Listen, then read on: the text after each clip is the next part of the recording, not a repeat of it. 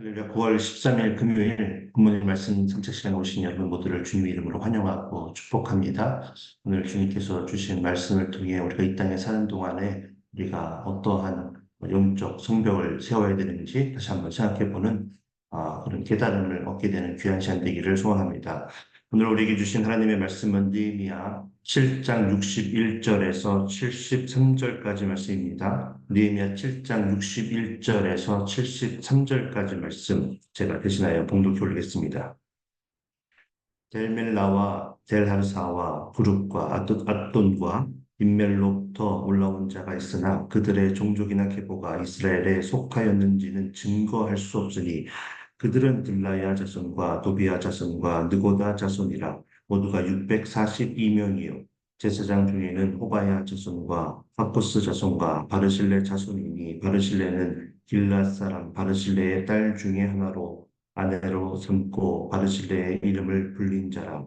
이 사람들은 계보 중에서 자기 이름을 찾아도 찾지 못하였으므로 그들을 부정하게 여겨 제사장의 직분을 행하지 못하게 하고 총독이 그들에게 명령하여 우림과 둠밈을 가진 제사장이 일어나기 전에는 그 성물을 먹지 말라 하였느니라. 온 회중의 합계는 4만 2,360명이요. 그 외의 노비가 7,337명이요. 그들에게 노래하는 남녀가 245명이 있었고 말이 736마리요, 노새가 245마리요, 낙타가 435마리요, 나귀가 6,720마리였느니라. 어떤 족장들은 역사를 위하여 보조하였고 총독은 금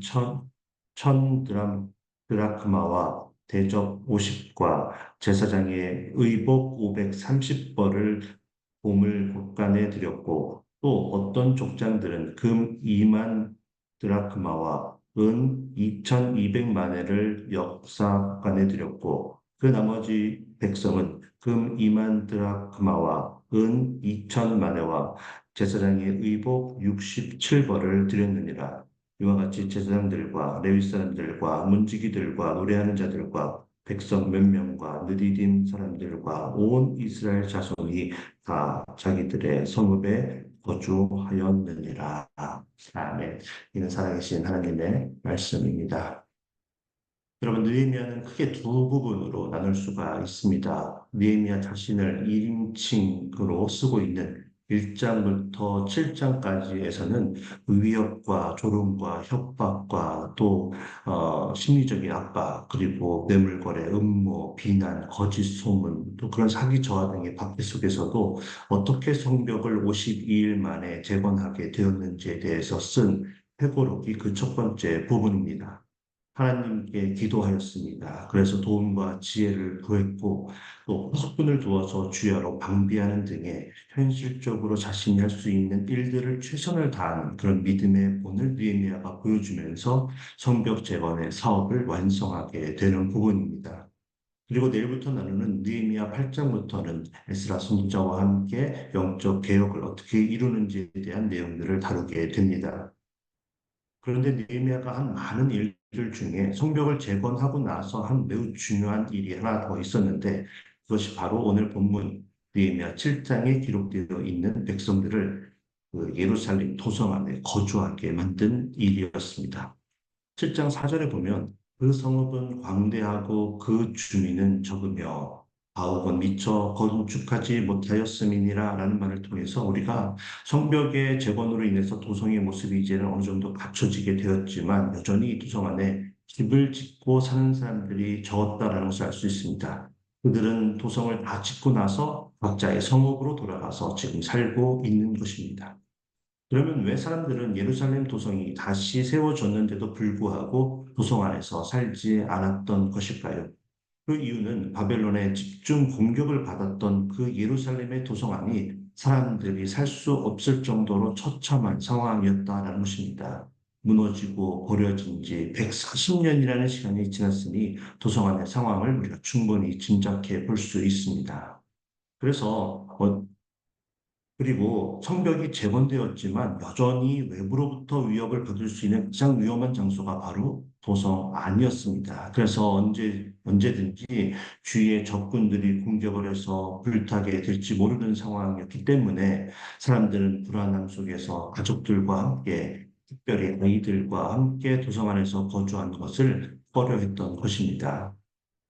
그래서 느헤미야 7장 5절부터 72절까지 귀환민들의 이름들을 집안별로 또 지역별로 그리고 제사장과 레위인과 같이 특별하게 구분되는 사람들로 분류하여 그 이름과 수를 나열하고 있는데 그것에는 특별한 이유가 있었다는 것입니다. 그 첫 번째 이유는 에스라 2장에서도 거의 동일한 명단이 기록이 되어 있고 12명의 지도자들을 지명하는 것으로 귀환민들의 연계성을 강조하면서 지금 이스라엘 민족이 맥을 전통적으로 잇고 있다는 것을 강조하면서 알려주기 위한 이유가 있었습니다. 그런데 실질적인 이유는 예루살렘 도성 안에서 거주할 사람들을 선택하기 위해서 명단을 만들어야만 했던 것이죠. 그래서 느헤미야 11장 2절, 1절과 2절을 앞으로 우리가 나누게 될 텐데 거기에 보면 구체적으로 어떤 방법으로 사람들을 선발하여 예루살렘 성 안에서 거주할 사람들을 뽑게 되었는지 설명이 되어 있습니다. 오늘의 본문의 말씀과 매우 연관성이 있는 것이죠. 제가 한번 읽어보겠습니다. 11장 1절입니다. 백성의 지도자들은 예루살렘에 거주하였고 그 남은 백성은 제비 뽑아 10분의 1은 거룩한 성 예루살렘에서 거주하게 하고 그 10분의 9는 다른 성읍에 거주하게 하였으며 예루살렘에 거주하기를 자원하는 모든 자를 위하여 백성들이 복을 빌었느니라. 예루살렘의 그 도성안의 형편이 좋지 않았음에도 불구하고 스스로 자원하여 거주하기를 원했던 사람들이 있었습니다. 그리고 그들을 백성들이 복을 빌어 주었다라고 말합니다. 그러나 그 수가 많지 않았던 것으로 여겨집니다. 그래서 오늘 보면 7장의 6절과 2절, 7절에서 보면은 가장 먼저 지도자들에 대해서 언급을 했는데 그들을 먼저 선택해서 예루살렘의 도성 안에서 거주하도록 만들었습니다. 솔선수범했던 느헤미야의 리더십이 여기에서도 발휘를 하고 있습니다. 지도자들이 먼저 솔선수범을 해야 백성들이 따른다는 사실을 느헤미야가 정확하게 알고 있었던 것입니다. 그리고 나서 집안별로 제비를 뽑았습니다. 그래서 10분의 1이 예루살렘 성안에 거주하게 만들었던 것이죠. 제비 뽑기 또한 구약에서 여러 차례 사용되고 있는 성경적인 방법 중에 하나입니다. 자, 그럼 왜 느헤미야는 이처럼 도성 안에 사람들을 거주하게 하는 일에 이처럼 애를 썼던 것일까요? 성벽을 다시 세운 많은 이유들이 있지만 여러분 가장 큰 이유가 무엇입니까? 바로 성전을 안전하게 보존하고 성전을 세상의 다른 이방신들의 영향권에서 완전하게 구별하기 위한 이유였습니다. 성벽만 세워져 있는 것보다 언제라도 즉각적으로 방어에 나설 수 있는 사람들이 성 안에 거주하고 있는 것이 예루살렘 성이 또다시 무너지고 성전이 불타 없어지는 것을 조금이라도 더 막을 수 있는 방법이었기 때문이었습니다. 그리고 성 안에 이스라엘 백성들이 살고 있어야 이방인들의 출입이 자유롭지 않게 되는 장점이 생기게 되는 것이죠. 그리고 성전에서는 하나님께 제사가 온전하게 드려져야 했습니다. 그래서 그 일을 돕는 제사장들과 레위인들과 그리고 허드렛 일을 도와주는 사람들이 성전과 가까운 곳에서 사는 것이 큰 도움이 되었습니다. 그리고 예루살렘 성이 하나님의 거룩한 성이 되기 위해서는 당연히 아니 반드시 하나님의 백성이 함께 해야만 완성이 되는 것이기 때문이었습니다. 그런 여러 가지 이유로 느헤미야가 성벽을 재건한 이후에 가장 우선적으로 한 일이 호구 조사를 하고 그것을 토대로 성 안에 거주할 사람들을 선발하게 되었던 것입니다. 그 자세한 내용은 나중에 11장을 다시 나눌 때 그 안에 어떤 하나님의 은혜가 있었는지 살펴보도록 하고 오늘은 명단을 좀 살펴보면서 우리가 우리의 삶의 테두리 안에 혹은 우리의 마음 안에 무엇을 채우는 것이 중요한지에 대해서 우리가 간단하게 살펴보고 묵상하는 시간을 갖기를 원합니다. 명단을 살펴보면 조금 이상하다라는 생각이 드는 그룹의 어떤 숫자가 있는데요. 그 첫 번째 그룹은 바로 레위인들의 수가 너무나 현저하게 적다라는 것입니다. 어제 본문의 말씀이긴 하지만 39절에서 42절을 보면 제사장 가문들은 4개의 가문이 있었다고 나옵니다. 그리고 거의 모든 가문들이 각각 천여 명씩 총 4천여 명이 예루살렘으로 돌아왔습니다. 그런데 43절에서 45절을 보면 레위인은 성전에서 제사장의 사역을 맡아서 도왔던 호디야 자손, 곧 예수아와 감미엘 자손이 74명만 들어왔습니다.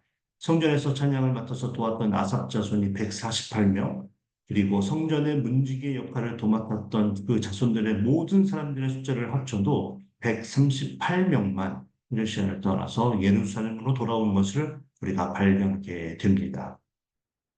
성경은 레위인들이 다른 가문들에 비해서 왜 이토록 유독 적은 수의 귀한 민들이 돌아왔는지 구체적으로 기록을 하고 있지 않기 때문에 우리가 정확한 이유를 알 수 없지만 많은 신학자들은 공통적으로 대사장들과는 달리 레위 사람들은 예루살렘으로 돌아와도 차지할 유산이 없을 뿐만 아니라 자신들의 입지와 이권을 챙길 수 있는 부분들이 차라리 그냥 페르시아에 남아서 다른 일들을 하며 사는 것보다 상대적으로 너무나 열악기 때문에 그들이 돌아오지 않았다라고 말합니다.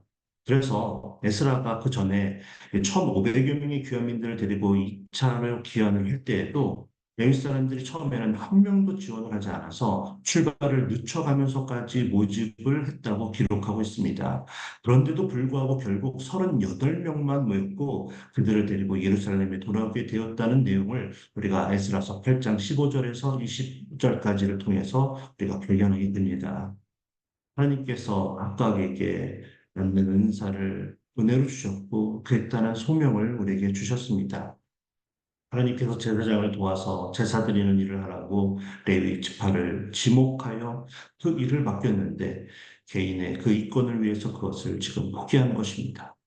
그래서 하나님의 성전, 하나님의 거룩한 성 예루살렘이 다시 세워지고 예배가 회복되는 이 영광된 사역에서 소외를 당하게 되는 안타까운 상황을 우리가 보게 됩니다.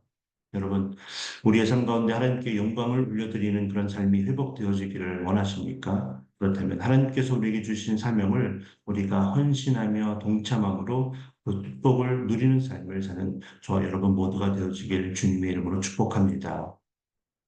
하나님보다 우리의 개인의 삶을 우리가 더 사랑할 때 우리가 애를 쓰며 다시 세운 믿음의 장벽은 아무런 소용이 없어지게 될 것입니다.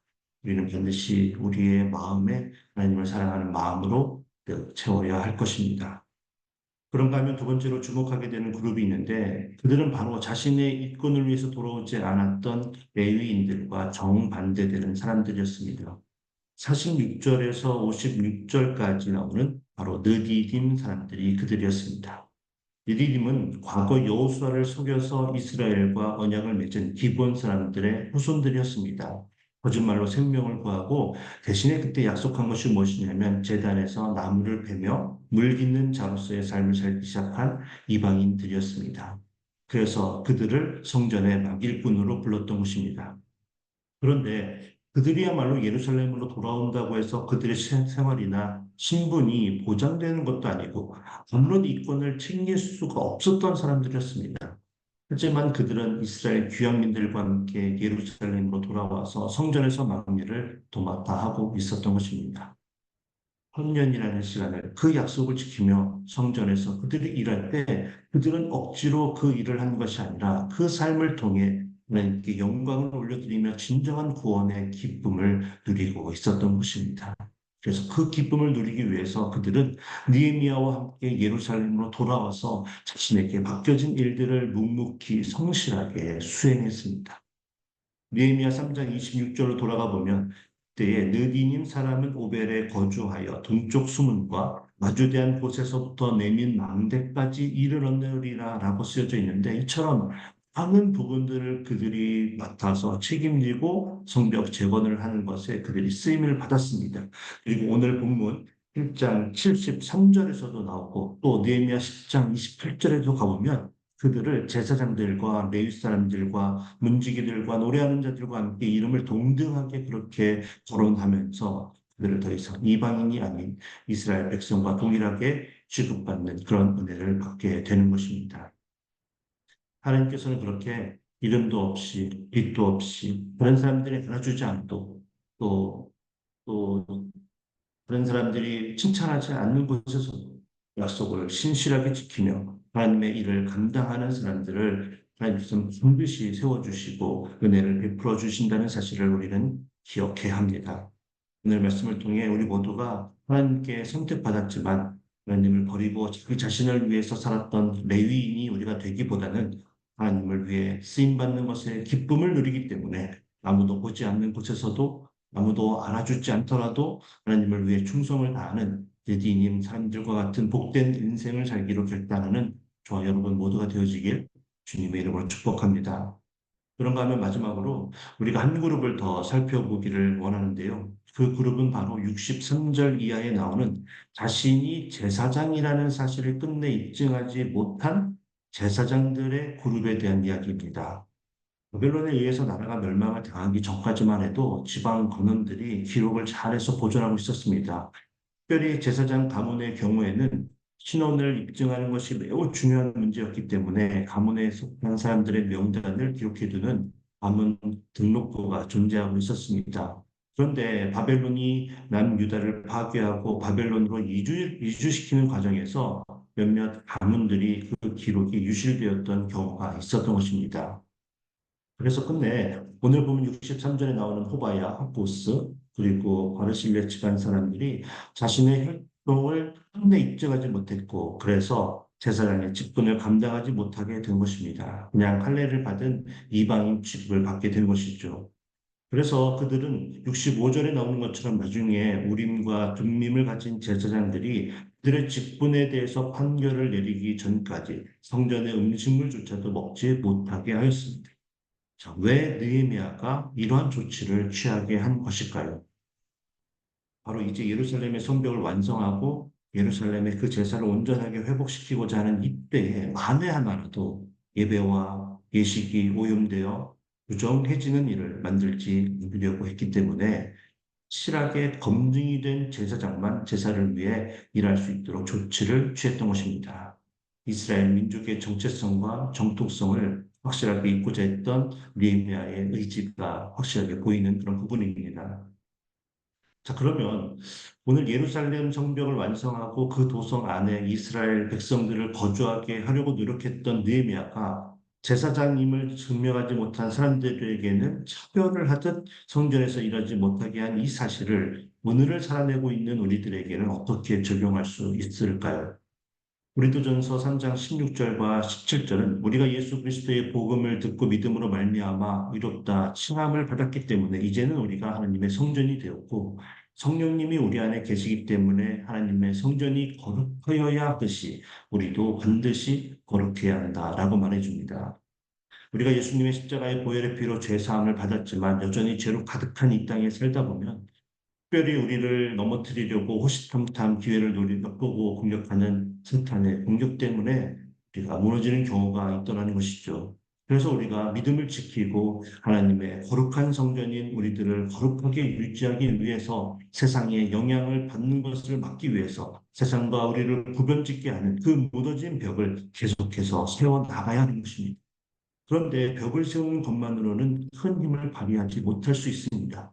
예루살렘 성벽 안에 하나님의 백성들을 거주하며 방어하기 위해서 싸웠던 것과 같이 우리도 하나님의 말씀으로 우리의 심령을 가득 채워야 한다는 것입니다. 그 말씀을 가지고 우리의 삶 자체가 하나님께 드려지는 예배의 삶을 살아야 한다는 것이죠.